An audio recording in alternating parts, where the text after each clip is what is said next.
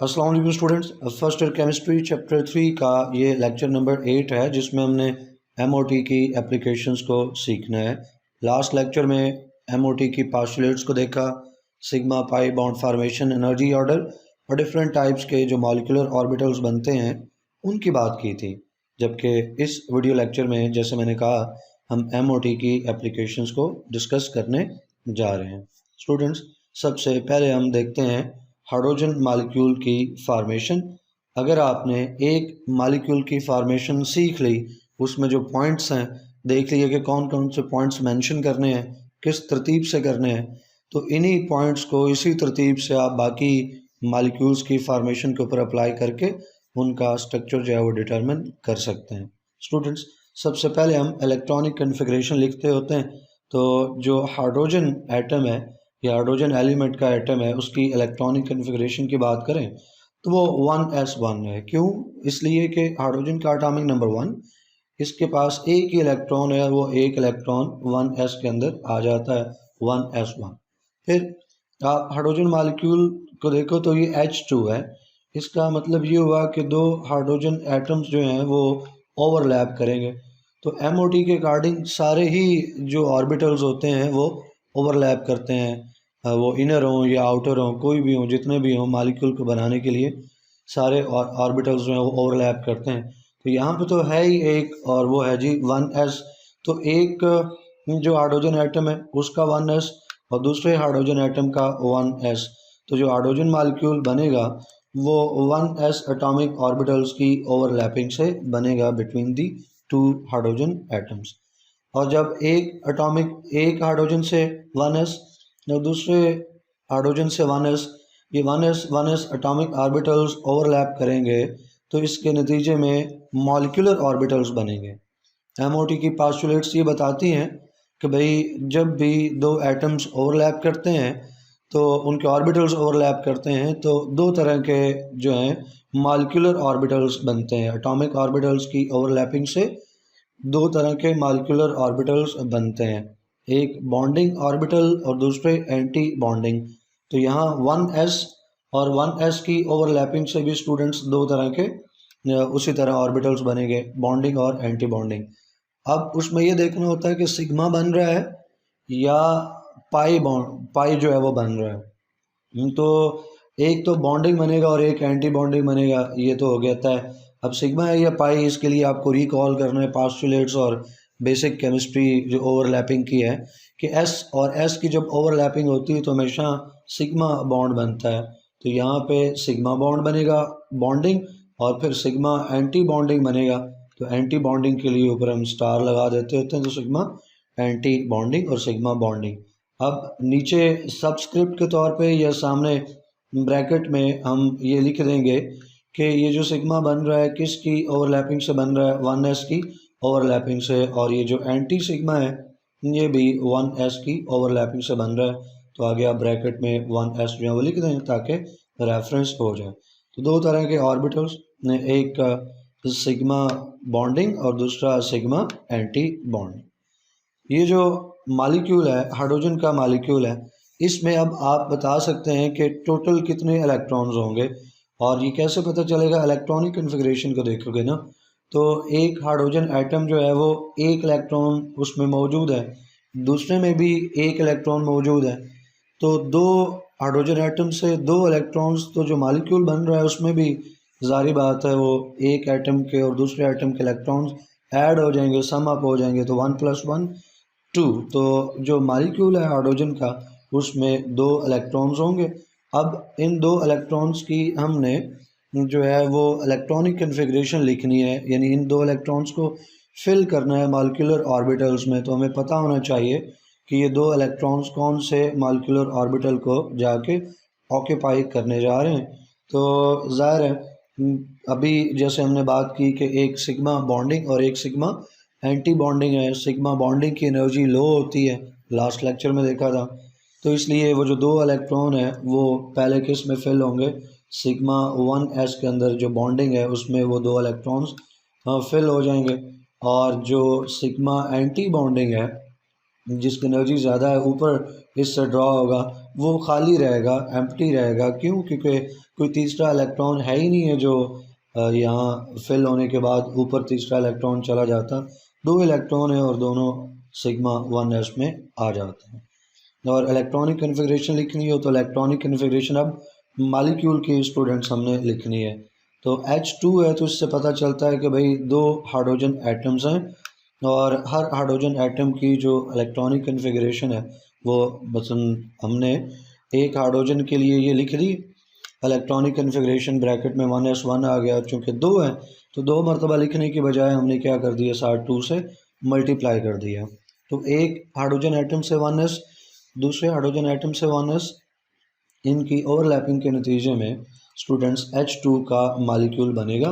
और इस H2 की इलेक्ट्रॉनिक कन्फिग्रेशन लिखनी हो तो ये दो इलेक्ट्रॉन्स कहाँ हैं जो मालिक्यूल के अंदर मौजूद हैं, जो मालिक्यूलर ऑर्बिटल में है। सिग्मा 1s के अंदर ये दो इलेक्ट्रॉन्स आए हैं तो हम आगे जो स्क्वायर ब्रैकेट है वो इस्तेमाल करेंगे सिग्मा और बता देंगे जो सिग्मा कौन सा था। ये सिग्मा 1s की ओवरलैपिंग से बना था। चूँकि हम मालिक्यूलर ऑर्बिटल की बात कर रहे हैं तो इसमें कितने इलेक्ट्रॉन्स हैं स्टूडेंट्स? 2 इलेक्ट्रॉन्स हैं। इसको समझने का एक और भी तरीका ये है कि 1s, एक 1s का एक इलेक्ट्रॉन, दूसरे 1s का एक और इलेक्ट्रॉन, तो टोटल 2 इलेक्ट्रॉन जो है वो मालिक्यूल के अंदर फिर 1s में फिल होंगे तो 1s2 इलेक्ट्रॉनिक कन्फिग्रेशन हो जाएगी मालिक्यूल की। अब इसको एक और अंदाज से भी लिखा जा सकता है कि आप, चूँकि ये छोटा मालिक्यूल है, इलेक्ट्रॉनिक कन्फिग्रेशन जो है वो कोई बहुत लंबी चौड़ी है नहीं है, तो और जो आप साथ हैं एंटी बॉन्डिंग जो एम्प्टी है, तो चाहें तो उस एम्प्टी वाले ऑर्बिटल को भी लिख दें और उसके ऊपर ज़ीरो लगा दें। तो बाकी सारी चीज़ें, सारा पार्ट उसी तरह से चलेगा। यहाँ तक देखें कोई फ़र्क नहीं है। आगे ये काम किया जा सकता है कि सिग्मा स्टार जो कि सिग्मा एंटी बॉन्डिंग है वो लिख के, और आगे ये किससे बनता है 1s की ओवरलैपिंग से ऑफ कोर्स, और इसके ऊपर ज़ीरो लिख सकते हैं हम क्योंकि इसमें कोई इलेक्ट्रॉन नहीं है। तो ये अगला पार्ट ऐड करना चाहें या ना करना चाहें ये हमारी मर्ज़ी है क्योंकि सिग्मा एंटी बॉन्डिंग एम्प्टी है और छोटे मालिक्यूल में अगर उसे शामिल कर लिया जाए तो चलेगा, कोई मसला नहीं है। फिर इसकी हमने मालिक्यूलर ऑर्बिटल थ्योरी के अकॉर्डिंग जो डायग्राम है, जो स्ट्रक्चर है वो ड्रा करना है। हमें पता है जी भाई एक हाइड्रोजन एटम से 1s और ये हाइड्रोजन एटम का एटॉमिक ऑर्बिटल है, दूसरे हाइड्रोजन एटम का एटॉमिक ऑर्बिटल 1s दोनों आमने सामने लिखे जाएंगे। आमने सामने 1s क्यों लिखा जाएगा? यहाँ पे ये देखिए जहाँ 1s ये बॉक्स है उसी तरह उसके सामने दूसरा वो 1s का बॉक्स है। रीज़न ये होती है कि जो एक हाइड्रोजन एटम है उसका 1s और दूसरा जो 1s है वो भी हाइड्रोजन एटम की है, दोनों की एनर्जी सेम है। एनर्जी सेम है तो बराबर बराबर ही आएंगे, एक ही लेवल के ऊपर आएंगे, एक ही लाइन के ऊपर जो है वो ड्रा होंगे। अब जब हमने आमने सामने ये दो बॉक्सेस बना लिए तो इनकी ओवरलैपिंग से हमने जो मालिक्यूलर ऑर्बिटल्स हैं वो बनाने हैं। मालिक्यूलर ऑर्बिटल्स दरमियान में बनेंगे और साफ ज़ाहिर है कि जो मालिक्यूल है वो H2 है तो मालिक्यूलर ऑर्बिटल्स ऑफ H2। अब एक बॉन्डिंग ऑर्बिटल बनेगा और एक एंटी बॉन्डिंग बनेगा। बॉन्डिंग की एनर्जी लो होती है और एंटी बॉन्डिंग की हाई होती है, लिहाजा बॉन्डिंग ऑर्बिटल जो है, बॉन्डिंग मालिक्यूलर ऑर्बिटल, वो इन एटॉमिक ऑर्बिटल से नीचे बनेगा और जो एंटी बॉन्डिंग है उसकी एनर्जी चूँकि AO से ज़्यादा होती है तो वो इन AO से यानी एटॉमिक ऑर्बिटल के लेवल से थोड़ा ऊपर बनेगा। कोशिश करेंगे जो है वो सेंट्रलाइज हो मालिक्यूलर ऑर्बिटल्स, वो आम ऊपर नीचे और तकरीबन सेंटर पे हों, ना ओके, एक यहाँ पे बना और एक यहाँ पे बना हो, तिरछे बने हो, तो एग्जैक्ट ऊपर नीचे हो तो आपकी डायग्राम जो है वो ज़्यादा अच्छी नज़र आएगी। अब दो बॉक्सेस एक नीचे बना लिए एक ऊपर बना लिए। क्यों दो ही बनाने हैं? क्योंकि हमें पता है कि भाई 1s और 1s की ओवरलैपिंग से ये सिग्मा बॉन्ड बनना और एक सिग्मा बॉन्डिंग होगा और एक सिग्मा एंटी बॉन्डिंग होगा। सिग्मा बॉन्डिंग नीचे तो एक बॉक्स नीचे और एक बॉक्स ऊपर हमने ले लिया। आप सर्कल्स भी यहाँ पे ले सकते हो, इवन सिंपल आप लाइन भी इस तरह से ड्रा कर सकते हो। तो ये आपकी मर्ज़ी है कि कौन सा आप मेथड डायग्राम को बनाने के लिए इस्तेमाल करते हो। बहरहाल अब आपने लास्ट के ऊपर इन को नेम्स देने हैं। तो ये सिग्मा बॉन्डिंग है 1s के बनने से और ये सिग्मा एंटी बॉन्डिंग है 1s की ओवरलैपिंग से। फिर इलेक्ट्रॉन्स को फिल करना होता है तो आप एटॉमिक ऑर्बिटल्स जो हैं उनके टोटल इलेक्ट्रॉन्स ले लेते हो। एक इलेक्ट्रॉन यहाँ से आ गया, एक इलेक्ट्रॉन यहाँ से आ गया, तो टोटल हो गए 2 इलेक्ट्रॉन्स। अब इनको फिल करना है, तो फिल करने के लिए हम देखते हैं कि भाई लोअर एनर्जी ऑर्बिट कौन सा है। तो सिग्मा 1s नीचे है, तो 2 इलेक्ट्रॉन सिग्मा हो या पाई हो, ये जितने भी हैं उनमें 2-2 इलेक्ट्रॉन्स आते हैं, ऑर्बिटल्स में 2-2 आते हैं।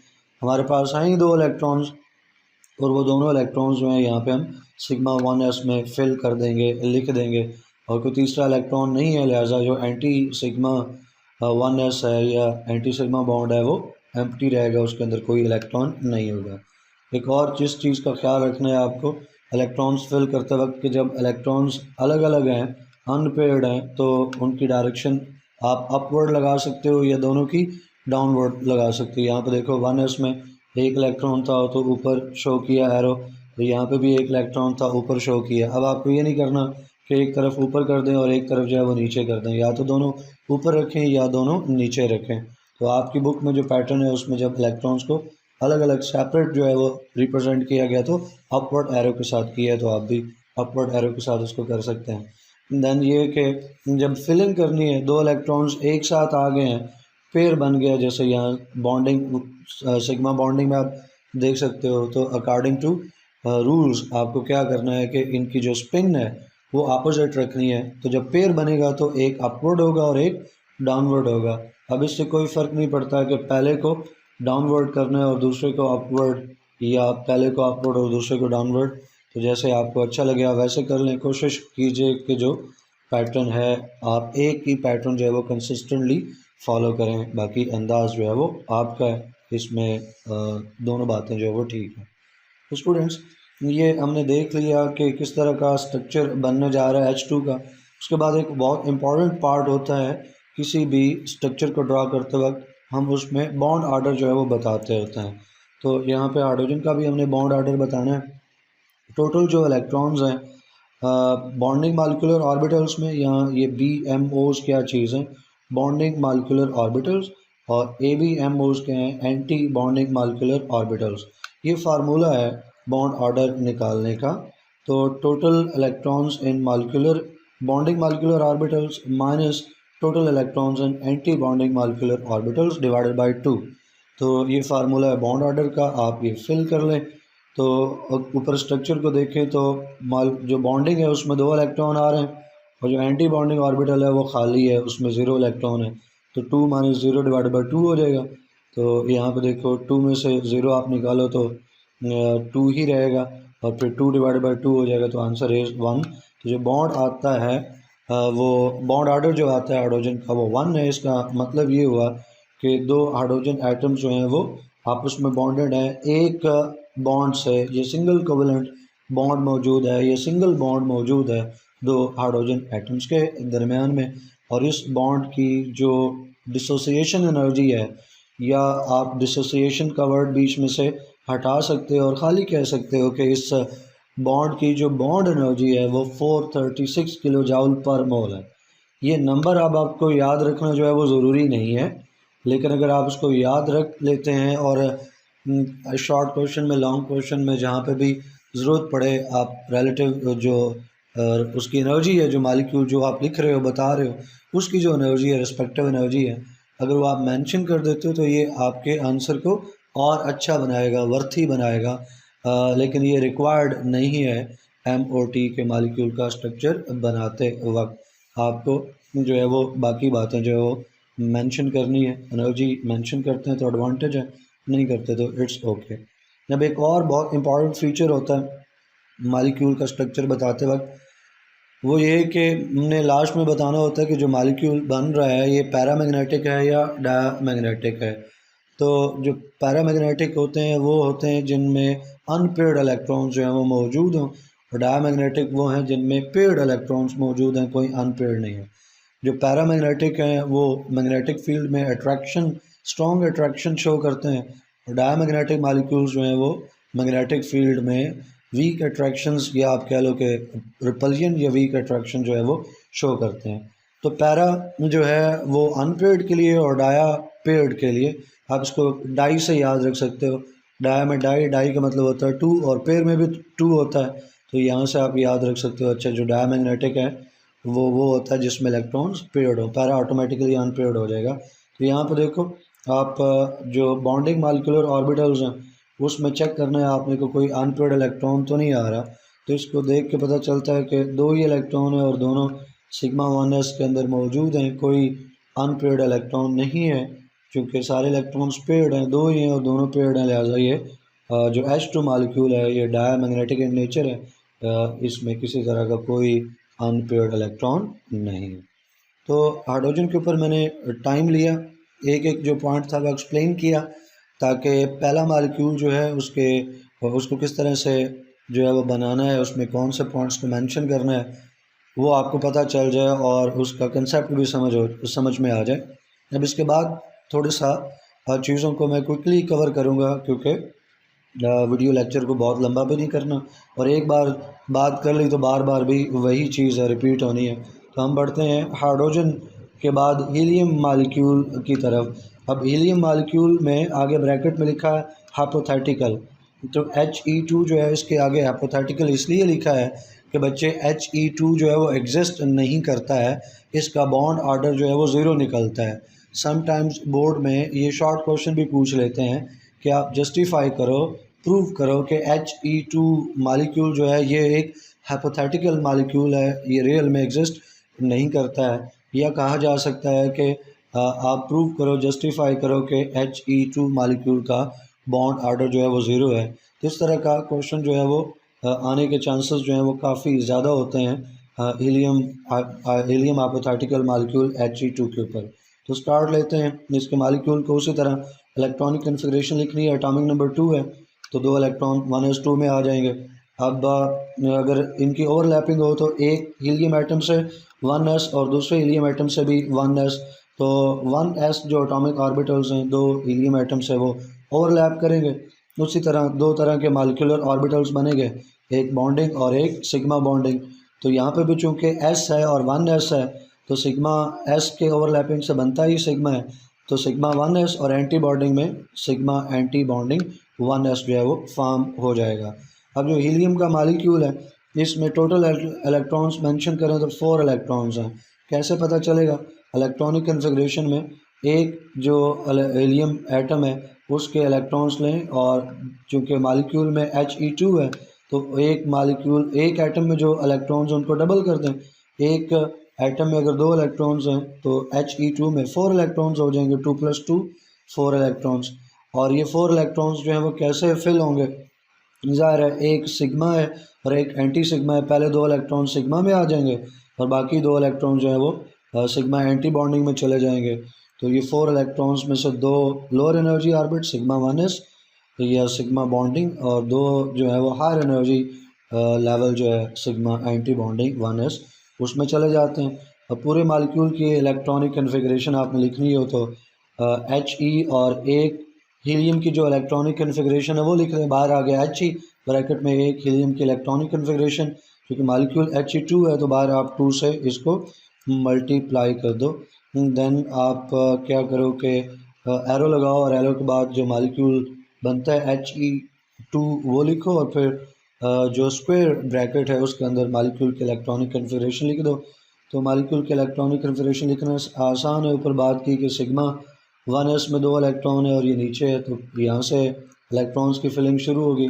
सिग्मा 1s2, फिर एंटी सिग्मा है उसमें भी 2 इलेक्ट्रॉन है तो एंटी सिग्मा 1s2, ये होगी इसकी इलेक्ट्रॉनिक कन्फिग्रेशन। एक और भी आसान तरीका इलेक्ट्रॉनिक कन्फिग्रेशन लिखने का वो ये कि आप पहले मालिक्यूल बना लो, जो मालिक्यूल का स्ट्रक्चर है वो बना लो, और मालिक्यूल के स्ट्रक्चर के नीचे आप मालिक्यूल के स्ट्रक्चर को देखते हुए इलेक्ट्रॉनिक कन्फिग्रेशन जो है वो लिख लो। But it's up to you कि आप इसको कैसे जो है वो लेके जाना चाहते हैं। हम आगे बढ़ते हैं स्टूडेंट्स और बॉन्ड ऑर्डर की बात करते हैं। जो बॉन्ड ऑर्डर है हीलियम का, अगर वो निकालें तो वही बॉन्डिंग मॉलिक्यूलर ऑर्बिटल्स में इलेक्ट्रॉन्स माइनस एंटी बॉन्डिंग के टोटल इलेक्ट्रॉन्स, तो बॉन्डिंग में भी 2 हैं, एंटी बॉन्डिंग में भी 2 हैं, 2 - 2 0 और 0 / 2 आंसर इज़ 0।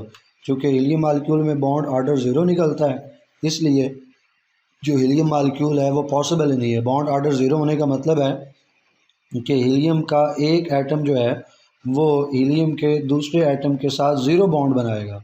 जब 0 बॉन्ड बनाएगा तो उसका मतलब है कि कोई बॉन्ड नहीं है, जब कोई बॉन्ड नहीं है तो हीलियम मालिक्यूल भी नहीं बन सकता है, तो बॉन्ड आर्डर निकला 0, जिसका मतलब है कि मालिक्यूल स्टेबल नहीं है, He2 और ये एग्जिस्ट नहीं करता है, नॉन नहीं है।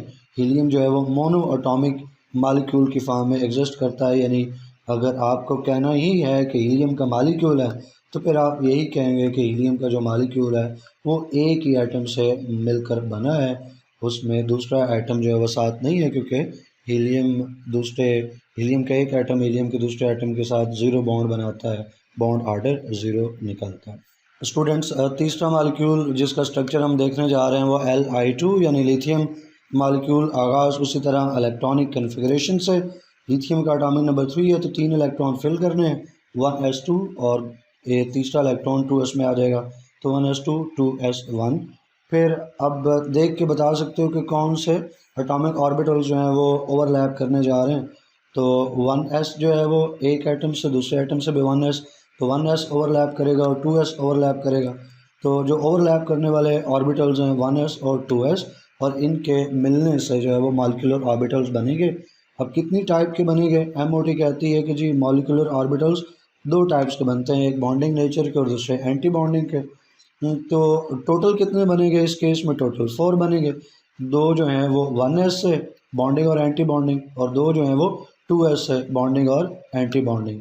तो 2 हो जाएंगे बॉन्डिंग के, यहाँ से भी सिग्मा बॉन्डिंग और यहाँ से भी सिग्मा बॉन्डिंग, और इसी तरह सिग्मा एंटी बॉन्डिंग 1s से, और सिग्मा एंटी बॉन्डिंग जो है वो 2s से जो है वो फॉर्म होगा। तो टोटल बनने जा रहे हैं 4 मॉलिक्यूलर ऑर्बिटल्स। 2 हो गए bonding sigma 1s sigma 2s, और 2 हो गए anti bonding sigma star 1s और sigma star 2s। Total electrons कितने होंगे मॉलिक्यूल में जो फिल होने चाहिए? 6 इलेक्ट्रॉन्स, क्योंकि एक लिथियम एटम में 3 है तो दूसरे में भी 3, 3 + 3 टोटल हुआ 6, तो मॉलिक्यूल के अंदर होंगे 6 इलेक्ट्रॉन्स। अब इन 6 इलेक्ट्रॉन्स की फिलिंग कैसे होगी? तो 1s के जो बॉन्डिंग ऑर्बिटल्स हैं वो पहले, फिर 2s के जो फिल होंगे। 1s का बॉन्डिंग जो है उसमें 2 इलेक्ट्रॉन आ गया, फिर 1s के एंटी बॉन्डिंग में, फिर 2s की तरफ जाएं तो 2s के बॉन्डिंग में सिग्मा बॉन्डिंग में 2 इलेक्ट्रॉन आ गए, 6 थे, 6 पूरे हो गए। तो 2s का जो सिग्मा स्टार है वो एम्प्टी रहेगा, उसमें 0 इलेक्ट्रॉन जो है वो मौजूद होगा। तो 2 इलेक्ट्रॉन सिग्मा 1s, फिर सिग्मा एंटी बॉन्डिंग 1s का उसमें, और फिर 2s का सिग्मा बॉन्डिंग जो है उसमें 2 इलेक्ट्रॉन फिल हो गए। इन्हीं चीज़ों को लेकर हम इसकी इलेक्ट्रॉनिक कन्फिग्रेशन भी लिख सकते हैं।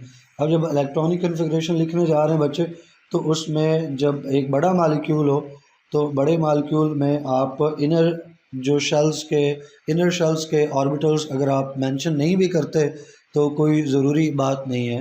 आप अगर आखिरी शेल के जो ऑर्बिटल्स हैं वो मेंशन करते हैं तो ये ज़्यादा अच्छा है, क्योंकि आपकी इलेक्ट्रॉनिक कन्फिग्रेशन जो है वो बहुत लंबी नहीं होगी और गलती के चांसेस जो है वो कम से कम होंगे। तो आप ज़रा इस बात को समझ लें। ऊपर जब हमने हाइड्रोजन और हीलियम की इलेक्ट्रॉनिक कन्फिग्रेशन की बात की थी तो वहाँ 1s था, हाइड्रोजन में भी 1s था, यहाँ पे आप देख सकते हो, और हीलियम के केस में भी जो है वो 1s था। तो 1s और 1s है ही पहला शेल, दूसरे की बात ही नहीं हो रही, तो इसलिए वहाँ पे इस चीज़ का जिक्र नहीं आया। लेकिन लिथियम के केस में अब दूसरा शेल जो है वो भी शामिल आ गया है। पहला शेल जो है उसका नाम K है, दूसरा शेल जो है वो L है। तो एक ऑर्बिटल का या एक एटम का K आ गया और दूसरे एटम का K आ गया। ये चूँकि कम्प्लीटली फिल्ड होते हैं तो आप खाली K लिख दें, इनकी इलेक्ट्रॉनिक कन्फिग्रेशन लिखने की ज़रूरत नहीं है, जस्ट K लिख दें। उसके बाद आप जो बाकी आखिरी शेल है, जैसे इस केस में लिथियम के केस में आखिरी शेल जो है वो सेकंड शेल है, L शेल, उसमें एक ही इलेक्ट्रॉन है और ये एक इलेक्ट्रॉन 2s के अंदर मौजूद है, तो 2s1। तो इसको देख के जो है वो इलेक्ट्रॉनिक कन्फिग्रेशन जो है मॉलिक्यूल की लिखी जाएगी।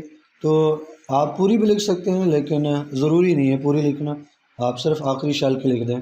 लाइक यहाँ पे एक लिथियम एटम की इलेक्ट्रॉनिक कन्फिग्रेशन लिख ली, उसको 2 से मल्टीप्लाई कर दिया, ये तो उसी तरह जिस तरह ऊपर देखते आ रहे हैं। फिर राइट हैंड साइड पे 2 लिथियम एटम्स मिलेंगे तो लिथियम मॉलिक्यूल बन गए। अब जैसे मैंने कह रहा था कि आप जो है वो 1s की इलेक्ट्रॉनिक कन्फिग्रेशन ना लिखें, उसकी जगह आप K लिख दें, क्योंकि 1s K शेल को रिप्रेजेंट कर रहा है।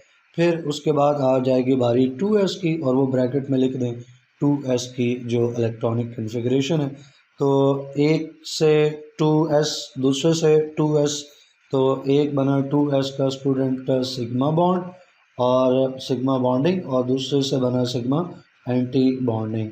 तो सिग्मा बॉन्डिंग में 2 इलेक्ट्रॉन आ गए और सिग्मा एंटी बॉन्डिंग जो है वो खाली रहेगा, उसमें कोई इलेक्ट्रॉन नहीं होगा। जैसे ऊपर हम बात कर चुके हैं कि 2s से सिर्फ सिग्मा के अंदर इलेक्ट्रॉन फिल हो रहे हैं, 6 ही थे, 2 पहले फिल हो चुके और फिर पीछे 2 जो बचे हैं वो सिग्मा 2s में चले जाएंगे और एंटी सिग्मा 2s जो है वो एम्प्टी रहेगा। इस चीज़ को आप डायग्राम में भी देख सकते हो कि यहाँ पे 1s और 1s, इससे सिग्मा 1s और एंटी सिग्मा 1s, तो 2 इलेक्ट्रॉन यहाँ पे थे 1s में, 2 इलेक्ट्रॉन यहाँ पे थे, 4 हुए, तो उन 4 इलेक्ट्रॉन को फिल करना है। सिग्मा 1s में 2 आ गए, सिग्मा एंटी सिग्मा 1s में 2 आ गए। तो ये पहले शेल की इलेक्ट्रॉनिक कन्फिगरेशन है। आप इसको अगर ड्रा करते वक्त भी इसको ड्रा नहीं करते हैं तो भी चलेगा, बेशक आप सिर्फ आखिरी शेल जो है उसको ड्रा कर लें। आप देखोगे कि ऑक्सीजन के केस में, नाइट्रोजन के केस में हमने सिर्फ जो वैलेंस शेल है, आखिरी शेल है, उसी के लिए स्ट्रक्चर जो बनाया है। जो कम्प्लीटली फिल्ड शेल है, ये पहला शेल है, ये इनर शेल है, उसको शो नहीं किया है। तो आप यहाँ पे भी नहीं शो करना चाहते तो ना करें, इट्स ओके। लेकिन अगर आप लिखना चाहते हैं, छोटा मालिक्यूल है तो लिख भी सकते हैं। तो अब ये फील्ड है, कम्प्लीटली फील्ड है, तो ये के इसकी इलेक्ट्रॉनिक कन्फिग्रेशन लिखने के बजाय सिंपल आप लिख सकते हो के। तो ऊपर आप देखो, जब Li की इलेक्ट्रॉनिक कन्फिग्रेशन Li2 की लिख रहे हैं तो आगे ब्रैकेट में हमने के लिख दिया, जो कि इस नीचे वाले पार्ट को रिप्रेजेंट कर रहा है। फिर ऊपर वाले पार्ट में देखें तो 2s और 2s की ओवरलैपिंग से सिग्मा 2s बनेगा और एंटी सिग्मा 2s बनेगा। तो 2s में एक इलेक्ट्रॉन, दूसरी तरफ से भी 2s में एक इलेक्ट्रॉन, टोटल हुए 2 इलेक्ट्रॉन, और 2 इलेक्ट्रॉन सिग्मा 2s में फिल हो गए, और जो एंटी सिग्मा 2s है वो एम्प्टी रहेगा। तो चूँकि एंटी सिग्मा 2s जो है वो एम्प्टी है तो उसको लिखने की ज़रूरत नहीं है। तो आखिरी शेल से हमारे पास जिसको रिप्रेजेंट करने के लिए जो ऑर्बिटल बचा है वो सिग्मा 2s बचा है, लिहाजा के बाद ब्रैकेट में देखें सिग्मा 2s, और इसमें चूँकि 2 इलेक्ट्रॉन्स फिल हुए हैं तो ऊपर हमने ब्रैकेट के बाद जो है वो 2 लिख दिया। अगर आप पूरी इलेक्ट्रॉनिक कन्फिग्रेशन लिखना चाहें, ये छोटा मालिक्यूल है तो छोटे मालिक्यूल के लिए आप लिख सकते हैं, कोई ज़्यादा मुश्किल पेश नहीं आती है। तो यहाँ तक तो कोई मसला नहीं है। उसके बाद यहाँ पे आप पहले शेल से शुरू करें, तो सिग्मा 1s, इसमें 2 इलेक्ट्रॉन आ गए, मैं हाईलाइट करता जाता हूँ साथ साथ, ये सिग्मा 1s, उसमें 2 इलेक्ट्रॉन आ गए। फिर बारी है जी एंटी सिग्मा 1s की, तो एंटी सिग्मा 1s, उसमें 2 इलेक्ट्रॉन है, 2 इलेक्ट्रॉन आ गए। फिर बारी है जी सिग्मा बॉन्डिंग 2s की, तो सिग्मा बॉन्डिंग जो है वो 2s आ गया, 2 इलेक्ट्रॉन है, 2 इलेक्ट्रॉन आ गए। उसके बाद है जी एंटी सिग्मा 2s, तो एंटी सिग्मा 2s चूँकि एम्प्टी है, कोई इलेक्ट्रॉन नहीं है, तो ऊपर 0 लिख दिया हमने। आई होप के कोई मसला नहीं होगा इलेक्ट्रॉनिक कन्फिग्रेशन में लिखते वक्त मालिक्यूल की। अब हम बॉन्ड ऑर्डर की तरफ मूव करते हैं, तो रूल वही है कि बॉन्डिंग मालिक्यूलर ऑर्बिटल्स में से इलेक्ट्रॉन्स आपने टोटल कर लेने हैं और एंटी बॉन्डिंग के इलेक्ट्रॉन्स आपने टोटल कर लेने हैं और इनको लिख लेना है। अब यहाँ पे जैसे कि मैंने आपको पहले बताया कि इनर शेल जो होता है वो हमेशा कम्प्लीटली फिल्ड है।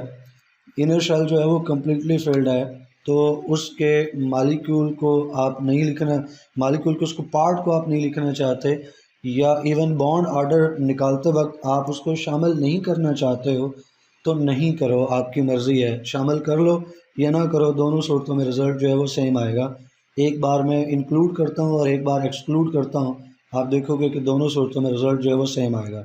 एक बार हम पहले शेल को, ये जो के शेल है, इसकी जो इलेक्ट्रॉनिक कन्फिग्रेशन है मालिक्यूल की, इसके इलेक्ट्रॉन्स को शामिल करते हैं, और दूसरी बार इसको नहीं करेंगे, दूसरी बार बॉन्ड ऑर्डर सिर्फ एल से निकालेंगे। तो पहले के और एल दोनों को मिला के, तो यहाँ पर देखो बॉन्डिंग में 2 इलेक्ट्रॉन, फिर ऊपर बॉन्डिंग में 2 इलेक्ट्रॉन, तो बॉन्डिंग के हो गए टोटल जो है students 4 electron, minus anti bonding में ये एक ही है सिग्मा स्टार 1s, इसमें 2 इलेक्ट्रॉन है, तो 4 माइनस 2 डिवाइडेड बाई 2 हो जाएगा, और जो इसका रिज़ल्ट है 4 minus 2 answer 2, 2 divided by 2 result is 1।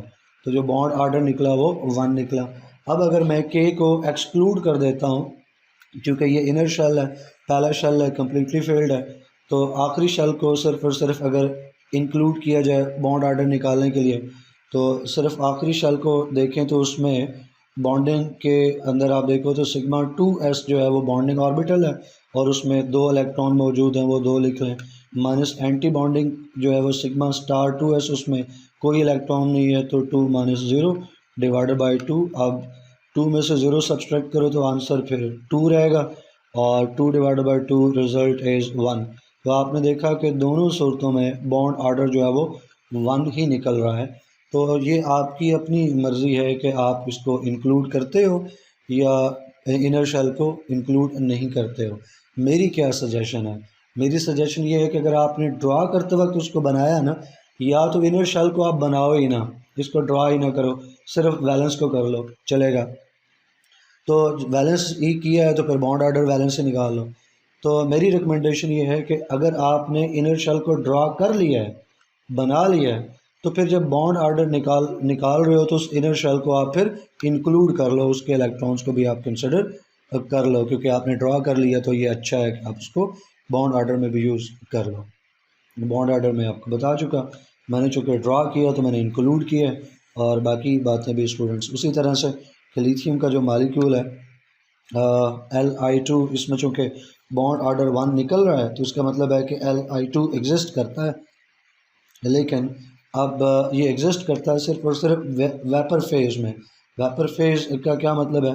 Lithium जो है ये एक मेटल है और ना तो बहुत हार्ड है ना ही बहुत सॉफ्ट है। अपने ग्रुप में तो ये टॉप के ऊपर है और बाकी मेंबर्स, बाकी अल्कली मेटल से ये रिलेटिवली हार्ड है, लेकिन पीरियोडिक टेबल में बाकी मेटल्स के साथ कंपेयर करो तो दूसरी मेटल से तो ये सॉफ्ट है, लेकिन अपने अल्कली मेटल के जो मेंबर्स हैं उनसे रिलेटिवली ये हार्ड है। तो लिथियम जो है ये मेटल है, सॉलिड फॉर्म में मौजूद है। तो जब आप इसको हीट करते हो ना, जब आप इसको हीट करते हो, मेल्ट करते हो और इसको हीट करते करते गैशियस स्टेट में लेके जाते हो, वो गैशियस स्टेट इसकी वेपर स्टेट है और उस गैशियस स्टेट में, वेपर स्टेट में लिथियम जो है वो Li2 की फॉर्म में जो है वो एग्जिस्ट करता है और इसको एक्सपेरिमेंट से जो है वो कंफर्म किया जा चुका है। Li2 चूँकि वेपर फॉर्म में एग्जिस्ट कर रहा है तो इसका मतलब है कि Li2 स्टेबल मालिक्यूल है। और अगर पैरा और डायमैग्नेटिक को देखा जाए इसकी नेचर, तो स्टूडेंट्स चूँकि इसमें सारे इलेक्ट्रॉन्स पेयर्ड हैं, जैसे आपको यहाँ पर नज़र आ रहा है, कोई अनपेयर्ड नहीं है, सारे पेयर्ड हैं, लिहाजा ये डायमैग्नेटिक इन नेचर है। और इसमें वजह क्या है कि कोई अनपेयर्ड इलेक्ट्रॉन नहीं है। बॉन्ड एनर्जी इसकी देखी जाए तो ये एग्जिस्ट कर रहा है वेपर स्टेट में, रिलेटिवली बॉन्ड एनर्जी इसकी कम है, 110 किलो जाउल पर मोल इसकी बॉन्ड एनर्जी है। लास्ट टाइम भी बताया कि अगर आप एनर्जीज याद रख के लिखते हैं तो अच्छी बात है, अदरवाइज़ ये ज़रूरी नहीं है। एक और हम मालिक्यूल जो है इस लेक्चर में, लास्ट मालिक्यूल जिसको हम पढ़ने जा रहे हैं वो बेरिलियम मालिक्यूल है। बाकी जो मालिक्यूल्स हैं उनको एक नेक्स्ट पार्ट में डिस्कस करेंगे। यहाँ पे बेरिलियम तक हम अपनी बात को जो है वो एंड करेंगे। उसी तरह इलेक्ट्रॉनिक कन्फिगरेशन लिखनी है। बेरिलियम का एटॉमिक नंबर 4 है तो 4 इलेक्ट्रॉन्स आ जाएंगे, 1s2 और 2s2। फिर जो मॉलिक्यूलर ऑर्बिटल्स हैं किन के मिलने से बनेंगे? साफ ज़ाहिर है 1s और 2s की ओवरलैपिंग से मॉलिक्यूलर ऑर्बिटल्स बनेंगे। कितने टाइप्स के बनेंगे? वही बात, 2 टाइप्स के बनेंगे। कितने बनेंगे? इस केस में भी 4 बनेंगे। जो है वो 4 कैसे बनेंगे भाई? 4 ऐसे बनेंगे कि 1s से सिग्मा बॉन्डिंग और सिग्मा एंटी बॉन्डिंग, 2s से सिग्मा बॉन्डिंग और सिग्मा एंटी बॉन्डिंग। तो इस तरह से टोटल जो है वो 4 बनेंगे। तो वो यहाँ पे मैंने लिख दिया, 2 उसमें से बॉन्डिंग है, 1s का सिग्मा और 2s का सिग्मा। 2 जो है वो एंटी बॉन्डिंग है, 1s का एंटी सिग्मा और 2s का एंटी सिग्मा। टोटल इलेक्ट्रॉन्स कितने होंगे मॉलिक्यूल में जो फिल होने हैं? तो 8 इलेक्ट्रॉन्स जो है वो मॉलिक्यूल में फिल होने हैं। कैसे पता चला? क्योंकि एक जो बेरिलियम है उसमें 4 है, दूसरे बेरिलियम में भी 4, 4 + 4 टोटल हुआ 8। अब कहाँ पे फेल होंगे? तो जारी बात है लोअर एनर्जी लेवल से हायर एनर्जी लेवल की तरफ आपको मूव करना है। तो 1s से बात शुरू होगी, 1s के सिग्मा में 2 आ गए, फिर 1s के एंटी सिग्मा में 2 आ गए। अब 2s में चले जाएं, 2s के 2s के बॉन्डिंग जो सिग्मा है उसमें 2 इलेक्ट्रॉन आ गए, 2 अब भी बच गए हैं, क्योंकि टोटल 8 है। तो बाकी जो 2 बच गए हैं वो 2s के एंटी सिग्मा में चले जाएंगे। तो 8 इलेक्ट्रॉन्स थे तो 8 इलेक्ट्रॉन 2-2 करके इन चारों ऑर्बिटल्स में जो है वो डिस्ट्रीब्यूट हो गए, फिल हो गए इन चारों के अंदर। और जो उसका मॉलिक्यूलर स्ट्रक्चर है, अगेन आप उसको के शेल जो है वो बनाते हैं तो अच्छी बात है, अगर आप नहीं बनाते हो तो आपकी मर्ज़ी है। ऊपर एक तरफ से एल और दूसरी तरफ से एल, क्योंकि दो शेल हैं इसमें टोटल, पहले शेल में 2 इलेक्ट्रॉन और दूसरे शेल में 2 इलेक्ट्रॉन, टोटल 4 इलेक्ट्रॉन है इसमें। पहले शेल को के कहते हैं, दूसरे शेल को एल से डिनोट किया जाता है। पहला शेल जो है वो कम्प्लीटली फिल्ड है, तो आप उसमें देखो तो जैसे ऊपर इलेक्ट्रॉनिक कन्फिग्रेशन बनी थी या स्ट्रक्चर बना था के शेल के लिए, वैसे ही यहाँ पे बना है। तो एक तरफ से 1s, दूसरी तरफ से भी 1s, तो सिग्मा बॉन्डिंग और sigma anti bonding, bonding 1s और sigma anti bonding 1s। Electrons को फिल करें, 1s में 2, 1s में 2 इलेक्ट्रॉन, तो टोटल हो गए 4।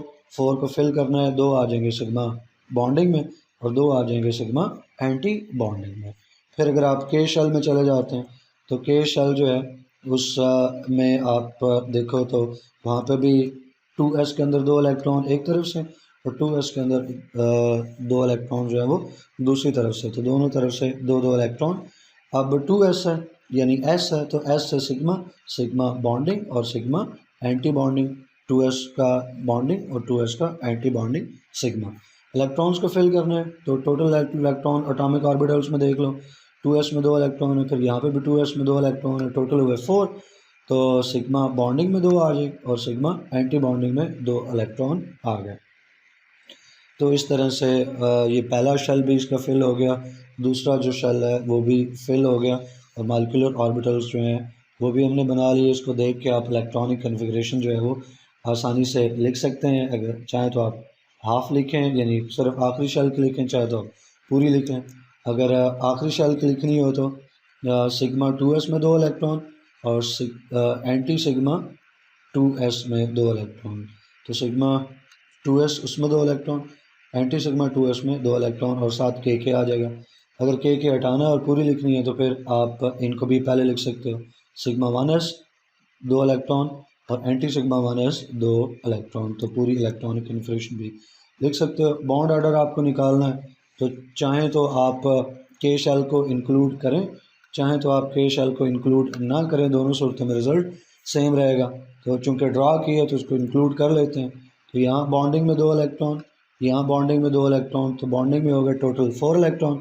एंटी बॉन्डिंग में 2 इलेक्ट्रॉन, यहाँ पे एंटी बॉन्डिंग में 2 इलेक्ट्रॉन, तो 4 इलेक्ट्रॉन बॉन्डिंग मॉलिक्यूलर ऑर्बिटल्स में और 4 ही electron anti bonding molecular orbitals में। 4 - 4 0, 0 डिवाइडेड बाई 2 इज 0। इसका बॉन्ड ऑर्डर जो निकला वो 0 निकला। बॉन्ड ऑर्डर 0 होने का मतलब है कि जो बेरिलियम का मॉलिक्यूल है वो हाईली अनस्टेबल है, और हाईली अनस्टेबल होने का मतलब है कि वो एग्जिस्ट नहीं कर सकता है। नॉन तो है, नॉन होने का मतलब ये है कि थोड़ी देर तक for very brief period of time जो है वो बेरिलियम का मॉलिक्यूल बन जाता है और फिर बॉन्ड ऑर्डर 0 है। और ये जो बेरिलियम Be2 मॉलिक्यूल का बनना है ये इस तरह की फार्मेशन है कि इसमें स्टेबल मॉलिक्यूल बनता नहीं है, अनस्टेबल मॉलिक्यूल बनता है। तो वो जो बेरिलियम के 2 एटम्स एक साथ जुड़े वो फ़ौरन से अलग हो जाते हैं, और ऑन एवरेज बॉन्ड ऑर्डर देखें तो वो 0 ही रहता है, ऑल दो के for very brief period of time जो He2 मॉलिक्यूल है वो नॉन है। फिर बोरॉन है, उसके बाद हम बात करेंगे नाइट्रोजन की, ऑक्सीजन की और फ्लोरीन की। तो इंशाल्लाह ये एप्लीकेशन का जो पार्ट 2 है उस लेक्चर में हम बाकी रिमेनिंग मॉलिक्यूल्स को डिस्कस करेंगे। टिल देन अल्लाह हाफ़िज़।